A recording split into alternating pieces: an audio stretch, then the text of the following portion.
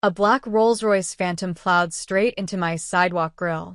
Two middle-aged people, dressed in silk and diamonds and bawling their eyes out, scrambled out of the wreckage and threw their arms around me, sobbing about their long-lost son. I was still clutching two half-raw skewers of spicy kidneys when they shoved me into the back of the limo. They told me I was the heir to the Montgomery empire, the real one, swapped at birth, and that I was now sitting on a 10 billion fortune. Back at their sprawling estate in the Hamptons, the fake heir Julian Montgomery caught me alone on the balcony. He handed me a custom-rolled cigarette, a predatory sneer twisting his handsome face. "Don't get too comfortable, brother," he hissed. "The only reason they brought you back is because I'm 50 million deep in gambling debt to some very scary people, and there's a federal indictment with my name on it that carries a 10-year minimum. My parents didn't want their golden boy behind bars. So, you're going to take the fall for me? You're going to carry the debt, and you're going to do the time in exchange. Well, you can eat like a king for the next week until the feds show up." I looked at the massive spread of lobster tail, Wagyu beef, and caviar on the dining table inside. Then back at this entitled prick who thought I was his sacrificial lamb. Dear time, I didn't say a word. I just took the half-cooked greasy kidney skewer I'd managed to smuggle in and jammed it into his mouth. "Eat up, Julian. You look a little frail. You're going to need the protein where you're going." So, the guys in Block C don't make you their personal assistant. The front of the Rolls-Royce that hit my cart was crumpled. My first thought wasn't about my destiny. It was about the deductible. How much did a bumper like that cost? Would it be enough to cover the loss of my customized Weber grill and my nightly earnings? My baby boy, a woman draped in Chanel, threw herself at me.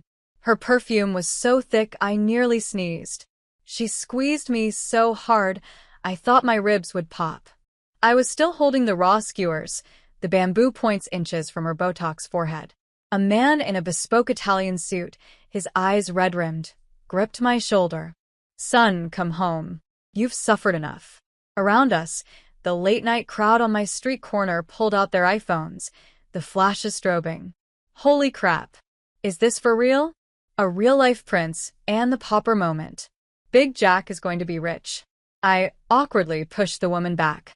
"Ma'am, I think you've got the wrong guy. Also, you totaled my stand. The grill is toast." I pointed at the carnage on the pavement. Marinated lamb, chicken wings, and charred peppers everywhere. "Let's see. The custom rig is $3,500 in lost inventory, plus my projected tips for the night. Let's call it even at 5,000, and we'll call it a day." Arthur Montgomery, the man claiming to be my father, froze. Eleanor, the mother, stopped mid-sob and stared at me like I had just spoken in tongues. They forced me into the limo, anyway. The leather seats were so soft, I felt like I was sinking into a cloud. I found myself wondering if I could skin the upholstery to make a heavy-duty grill apron. It looked remarkably stain-resistant. We pulled into a gated estate that looked like something out of The Great Gatsby. Fountains, manicured lawns, and staff in crisp uniforms. As I stepped onto a rug so plush it swallowed my ankles, I couldn't help myself. "How much is this per square foot? You could buy a lot of brisket for the price of this hallway." The maid nearby stifled a laugh, looking terrified. A young man in a tailored suit and gold-rimmed glasses approached us.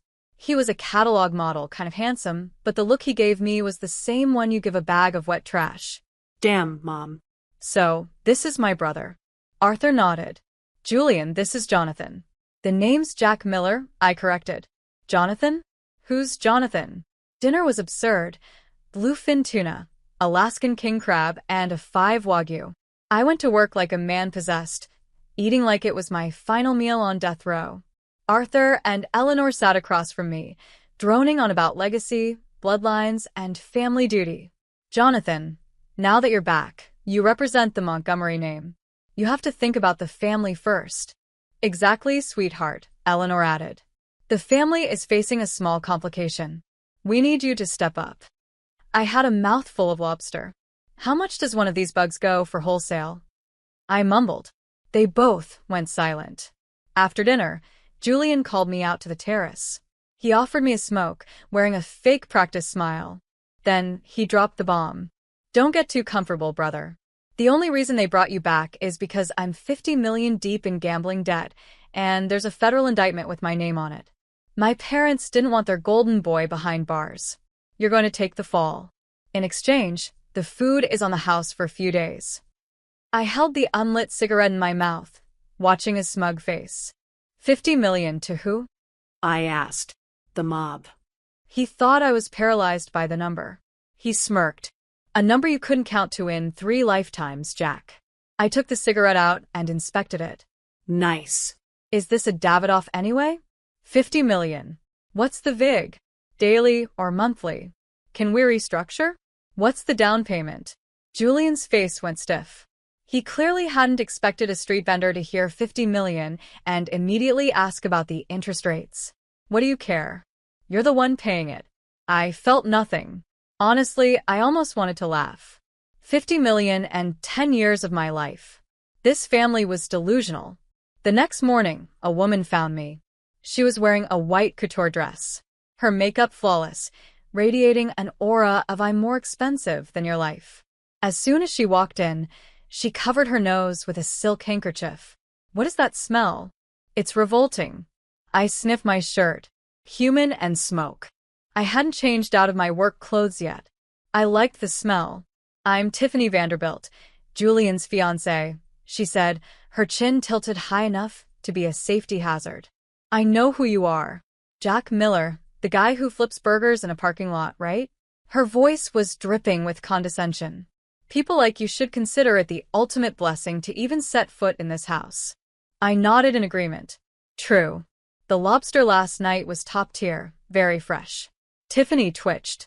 She pulled a document out of a Birkin bag and slapped it on the table. Julian asked me to handle this. It's a trust succession agreement. Sign it, and you get a seat at the Montgomery table. I picked it up. Contracts. I dealt with city inspectors, shady suppliers, and predatory landlords for years. I knew how to read the fine print. Words like assume all liabilities, unconditional indemnity, and sole responsibility were scattered through the text like bad seasoning. It wasn't a trust agreement. It was a confession. I took this succession agreement and, right in front of her, used it to wipe the grease off my mouth from breakfast. Tiffany turned a sickly shade of green. You. I balled the paper up, tossed it into the trash, and looked her in the eye. Sweetheart, that perfume is a bit much. She blinked, stunned. It almost covers up the smell of human garbage. I finished. Jack Miller, how dare you? Tiffany was shaking with rage. She grabbed a glass of red wine from the side table and hurled it at me. I spent a decade dodging hot grease and batter spatters on a grill. My reflexes were sharp. I tilted my head, stepped an inch to the left, and splashed. The wine hit Julian full in the face as he walked through the door. His $5,000 suit was instantly ruined, dripping with dark red liquid. I immediately put on my best innocent face, looking devastated. Damn, Tiffany.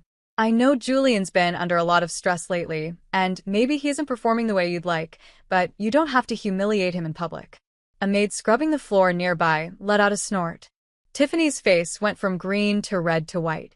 It was a spectacular light show. Julian wiped the wine from his eyes, looking like he wanted to commit a felony right there, but something held him back. He just glared at me. Jack Miller, you're going to regret that. He grabbed the fuming Tiffany and stomped out of the room. I went back to my bedroom and locked the door. I pulled my old leather fanny pack from under the bed and counted my cash. This family wanted a fall guy. Not a chance. But before I left, I was going to shear these sheep for every ounce of wool they had. Otherwise, the loss of my barbecue stand would be all for nothing. Since the stick didn't work, they tried the carrot. Late that night, there was a knock at my door. I figured it was the midnight snack I requested. But when I opened it, I found a woman in a sheer silk slip of a nightgown. She had a wide-eyed, innocent look like a startled fawn. I am Chloe Shinkler. I'm a friend of Julian's. She spoke softly, trying to edge her way into the room. I blocked the doorway. Can I help you? Chloe's eyes welled up with tears on command. Julian is just confused. He's under so much pressure. He didn't mean any of this. She started a long, rehearsed sob story about how hard Julian's life was and how pure their love for each other was. "Please, Jack, just do this for us. Let's have our life together. Please." The plot was thinner than the cheap napkins I used at the stand. I pulled a handful of sunflower seeds out of my pocket and leaned against the door frame, cracking them and spitting the shells as she talked. "You finished?" I asked. Chloe froze. I spat a shell into the trash can by the door. "If you're done, go to bed. It's late." She panicked. She grabbed my arm, pressing herself against me. "Jack, if you agree to help him, I'll do anything for you. Anything." The smell of cheap vanilla perfume and heavy foundation hit me. I jumped back like I'd been stung. "Don't move," I shouted. Chloe jumped, paralyzed. I pointed at the bed sheets with a look of horror. "You just got your foundation all over the Egyptian cotton. This stuff looks expensive. If it doesn't come out, can you even afford the cleaning bill?" Chloe looked like she'd swallowed a fly. It was likely the first time in her life she'd been rejected for a laundry concern. I ignored her and went back to my logic. "You say you love Julian? You'd do anything for him?" She nodded instinctively. "He owes $50 million and he's looking at 10 years, I said. "If you love him that much, why don't you do the time? Why don't you pay the debt?" Chloe's face went bone white. She'd pegged me for a country bumpkin who'd be easily swayed by a pretty face and a few tears. Little did she know, I'd spent years in the city's night markets dealing with every kind of hustler and con artist imaginable. I slowly pulled my phone out of my pocket and hit play. "Please, Jack, just do this for us. Julian is just confused. He didn't mean any of this."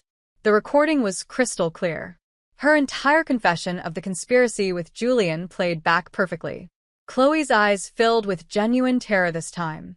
You recorded me?" I shook the phone at her, grinning. "Professional habit. When you sell ribs in an alley, you learn to keep receipts so people don't skip out on the bill." Chloe dropped the act, let out a frustrated shriek, and scrambled down the hallway. I shut the door and flopped onto the king-size bed. These high society women were a lot less satisfying than a slow-roasted eggplant dripping with garlic oil. The Montgomerys were hosting a massive gala. Officially, it was to introduce the rightful heir to the world. In reality, I knew they wanted to publicly pin the company's debt and the criminal charges on me in front of all their high-powered witnesses. The night of the party, the estate was crawling with 1% diamonds, tuxedos, and enough champagne to fill a swimming pool. I was wearing a rented suit that didn't fit right, and my old trusty flip-flops. I stuck out like a sore thumb. People looked at me with a mix of mockery and morbid curiosity. Halfway through the night, Arthur Montgomery took the stage and grabbed the mic. He gave a tearful speech about the hardship of finding a son. Then his tone shifted. "My son Jonathan has lived a difficult life. To help him learn the ropes, I am officially appointing him as the sole CEO of our primary subsidiary, Montgomery Logistics." A few polite, pitying claps rippled through the room. Near me, a group of trust fund kids started whispering. "Logistics? Isn't that the shell company? That's $50 million in the hole and about to be raided by the FBI. Haha. The Rube thinks he's getting a promotion. He's getting a target painted on his back. The Montgomerys are genius. Find a fall guy. Wash your hands clean." I ignored the chatter and looked at the buffet table. The food was molecular. Tiny portions of foam and gel. It wouldn't fill a squirrel. I tapped a waiter on the shoulder. "Where's the kitchen?" 5 minutes later, a thick, aggressive aroma began to waft through the ballroom. Cumin, chili, seared fat. It was a tectonic shift in an atmosphere previously dominated by Chanel No. 5 and expensive bubbly. Everyone stopped talking. They followed their noses to the back of the hall. There I was, Jack Miller, suit jacket tossed aside, sleeves rolled up, standing over a portable industrial grill I borrowed from the kitchen staff. I was expertly flipping skewers of meat, those high-end Wagyu steaks that were supposed to be served as tiny tartars. I'd sliced them into cubes, threaded them on skewers, and was roasting them until they sizzled. The guests were catatonic. Arthur and Julian's faces turned the color of charcoal. Tiffany stormed over to stop the madness. "Jack, have you lost your mind? Look where you are. She wanted to humiliate me. She pointed to a grand piano on a raised dais. If you're Montgomery, show us some class. Go play a concerto. Show the guests your talent. I wiped my greasy hands on a rag. Piano? Don't know it. I paused, then grabbed the wireless mic from the podium, but I can hype a crowd. Before she could react, I signaled the DJ, a kid-eyed bribe with $100 and a plate of ribs. A heavy thumping bass beat exploded through the speakers. All right, Hamptons, put your hands up if you like real food. I started a high-energy freestyle hype routine, the kind I use to draw crowds to my stall. Left side move, right side groove. If you're hungry for the truth, I got nothing to prove. Jack Miller's in the house. I'm the new CEO, but I'm keeping it real from head to toe. The steak is sizzling. The flavor's a crime. If you don't eat a skewer, you're wasting your time. Wagyu beef on a stick, that's my soul. While these rich folks are digging themselves in a hole, the room was silent for 3 seconds. Then someone started laughing. Then the whole place erupted. These stuffy billionaires, bored out of their minds by the usual gala routine, started cheering. A heavy-set man in a three-piece suit, Mr. Sterling, a major player in the city's real estate scene and a known closet foodie, approached the grill. So, how much for a skewer? I handed him one. Mr. Sterling, right on the house. Tell me what you think. Sterling took a bite. His eyes practically rolled back in his head. God, that's incredible. The spice, it's perfect. With him leading the way, the elite descended on my grill like a pack of wolves. My barbecue stand was the hit of the Hampton season. Julian was shaking with rage. He lunged forward, pointing a finger at me. Security, get him out of here. He's a thief. He just stole Tiffany's diamond necklace. He was trying to plant evidence. He reached into my pocket to find it. I didn't move. He fumbled in my pocket for a while, but came up empty. Instead, as he pulled his hand back, a glittering diamond necklace fell out of his own pocket and clattered onto the floor. The same necklace that had just disappeared from Tiffany's neck. The room went quiet. I looked at him with mock pity. Julian, man, if you're that broke, you should have just asked for a loan. Stealing from your own fiancé to pay off your gambling debt? That's low. Julian stood there speechless, his reputation incinerating in real time. I looked at his crumbling face and smiled. In this high-stakes game, I was the house. Julian's business partners, the ones he owed money to, finally showed up. That afternoon, 10 black SUVs blocked the entrance to the Montgomery estate. A group of men in dark suits and sunglasses marched in. The leader had a jagged scar running from his eyebrow to his jaw. He looked like he ate gravel for breakfast. Where's Julia Montgomery? He owes the boss $50 million and today's payday. The man's voice was like thunder, making the crystal chandeliers rattle. Arthur and Eleanor turned pale, instinctively ducking behind me. Julian's knees literally gave out. He pointed a shaking finger at me. The debt belongs to the company and he, Jonathan, is the CEO. Talk to him. The scarred man and his crew turned their gaze toward me. They looked ready to tear me apart. I stayed calm. I even took an apple from the fruit bowl and took a crunchy bite. I looked at the leader. He looked familiar.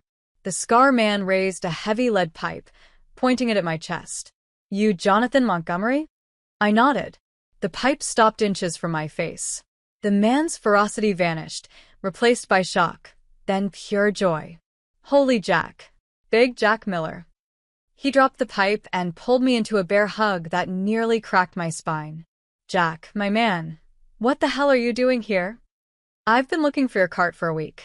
The Montgomerys looked like they'd been struck by lightning. Julian's jaw hit the floor. Easy, T-Bone, I wheezed. I'm not as tough as you. This terrifying enforcer, T-Bone Thompson, was my food truck's #1 fan. A VVIP. He used to come by every Friday and eat 20 of my suicide wings, sweating through a suit but loving every second of it. I pointed to the Montgomery behind me. T-Bone, these are my long-lost folks, and that's my brother. They were just telling me that I'm supposed to pay off Julian's debt. T-Bone's face twisted into a snarl. The hell you are? He kicked a designer coffee table, sending expensive porcelain flying. The markers all say Julian Montgomery. I saw him sign it with my own eyes. He tried to screw over my brother Jack. The tables had turned. Arthur and Eleanor were paralyzed. They never imagined the muscle they were afraid of was actually on my side. I walked over to the shivering Julian and patted his shoulder, fueling the fire. T-Bone, don't be too hard on him. He's sensitive. Although he still owes me $60 for that last rack of ribs he ordered and never paid for. T-Bone's eyes turned murderous, stiffing a working man on a $60 tab. All right, time to settle all the books. Julian's screams echoed through the mansion. I finished my apple, thinking to myself, man, this is a good apple. After seeing my connections, Tiffany Vanderbilt's attitude did a 180 degrees flip. The woman who looked at me like dirt was now suddenly my shadow. She found me in a library and tried to hand me a limited edition PC Philippe. Jack, I was so wrong about you. Please, let me make it up to you. She gave me a look that was supposed to be soulful, but just felt oily. I took the watch and waited. Is this waterproof? Tiffany blinked. It's a masterpiece. Of course, it's waterproof. Can I wear it while I'm scrubbing the grease traps on a grill? I asked. Well, no. Then it's useless. I shoved it back at her. Stuff like this just gets in the way when I'm flipping skewers. Tiffany's smile twitched. She didn't give up. The next day, she insisted on rebranding me, taking me to the high-end boutiques on Fifth Avenue. I looked at the price tags, tens of thousands for single items, and just shook my head. Too expensive, and the fabric is too thin. I pointed to a designer shirt with distressed holes. You're charging $5,000 for a shirt that's already falling apart. That's a scam. Tiffany looked like she was going to have an aneurysm, but she forced a laugh, calling it high fashion. She started acting affectionate toward me whenever Julian was around, fixing my collar, leaning in close, giving me adoring looks. Julian was seeing red, his eyes bloodshot with jealousy, but he didn't dare touch me. T-Bone had left 2 of his guys stationed at the gate to look after his buddy Jack. I saw right through Tiffany. I leaned in and whispered, "Are you trying to jump ship, Tiffany? Trading in a sinking Julian for the shiny new model?" Tiffany blushed, but she didn't look away. I realized then that she didn't just want money. She wanted to be on the winning side, and she didn't care who she had to crawl over to get there. Even more ridiculous, Chloe Sinclair joined the fray. Realizing Julian was a dead end, she decided to try her luck with me. The Montgomery house became a circus. Tiffany and Chloe, 2 women who usually spent their time at charity galas and spas, were now competing for my attention in the most pathetic ways. One tried to massage my shoulders while the other tried to bring me drinks. I got fed up. I went to the kitchen and brought back 2 massive crates of raw lamb. You both want to prove your worth? Great. I tossed 2 boxes of bamboo skewers onto the rug. Race to see who can skewer these. Whoever does it fastest and cleanest gets to be the head server of my next pop-up. They both stared at the raw meat in horror. But under my do-it-or-get-out glare, these 2 pampered socialites knelt on the multi-thousand-dollar rug and started wrestling with raw fat and wooden sticks. I shook my head. Their technique was abysmal. No wonder Julian was failing. His circle had 0 work ethic. Julian hadn't totally surrendered. He knew he couldn't win a fight, so he tried to trap me in a boardroom. He came to me with a golden opportunity, an offshore investment project that he claimed would not only clear the $50 million debt, but make the family a fortune. He put on a performance worthy of an Oscar, crying about redemption and saving the family name. I took the contract, acting like a confused hick. A lot of big words here. My head hurts just looking at it. Julian smirked, thinking he'd finally caught the fish. He didn't know that as soon as he left, I snapped photos of every page and sent them to an old friend, a brilliant lawyer I used to feed for free back at the night market. The next day, at the official signing ceremony, the investors and Julian were all waiting for my signature. I walked onto the stage, but didn't touch their contract. Instead, I pulled out a different stack of papers. Listen, the other contract was too fancy for me, so I rewrote it using grocery store logic. I cleared my throat and addressed the room. This contract is like going to the market for a head of lettuce. The guy tells me it's organic imported lettuce for $500 a head. But when I look at the roots, I see the same mud from my own backyard. And then I continued, the guy says if the lettuce rots, I have to pay him double. That's not a deal. That's a shakedown. I laid out the legal traps in plain English. The investors turned white. They realized I wasn't just a grill guy. I was a guy who'd spent his life not getting cheated by the smartest scammers on the street. Then, if they're down to photos of Julian meeting these investors in private, taking kickbacks to sell out his own family's remaining assets. Worst of all, this led to a salesman paying my brother under the table. We call that eating from the bowl and spitting in the pot. The evidence was undeniable. Julian collapsed into his chair. Arthur Montgomery lunged at him, nearly having a stroke on the spot. I looked at Arthur. Dad, Julian's going to run this place into the ground. Why don't you just give me my 20% stake now? Let me handle things. Eleanor tried to play the family card. Jonathan, we're a family. Business is business, Mom. I interrupted. And you really don't want me posting these kickback photos on the company Slack, do you? By the end of the hour, I didn't just avoid the trap. I walked away with 20% of Montgomery Global. Julian tried to play the academic shark, but he got eaten by a guy who knew how to handle a real fire. Julian was finished, and Chloe Sinclair knew it was time to find a new life raft, but she wasn't going to leave empty-handed. One night, I got up to use the bathroom and heard a noise in the study. I crept over and saw that several priceless Ming vases were missing from their pedestals. I didn't make a sound. I just went to the back door of the estate. Sure enough, Chloe was there, dragging a massive suitcase toward a waiting Uber. I stepped into the light. Going somewhere, Chloe? It's a bit late for vacation. She jumped but recovered quickly.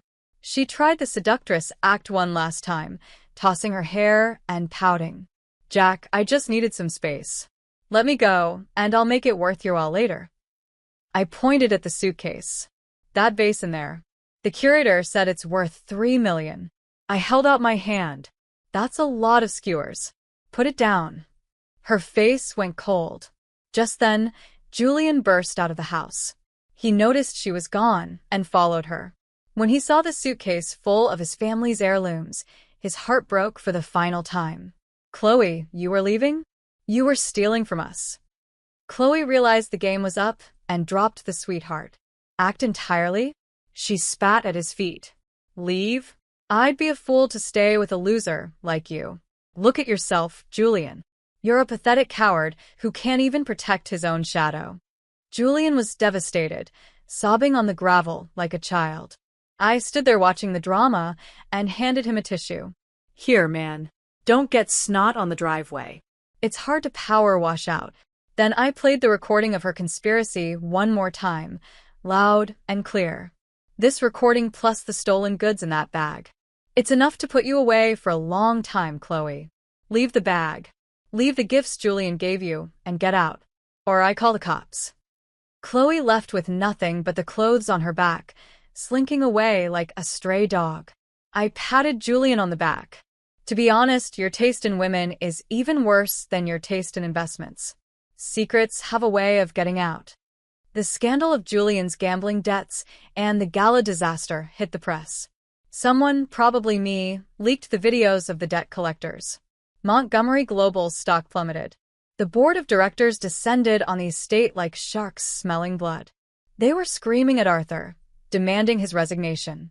Arthur, your son ruined us. The stock is worth pennies. You have to fix this. Arthur did what he always did. He faked a heart attack. My heart. I can't breathe.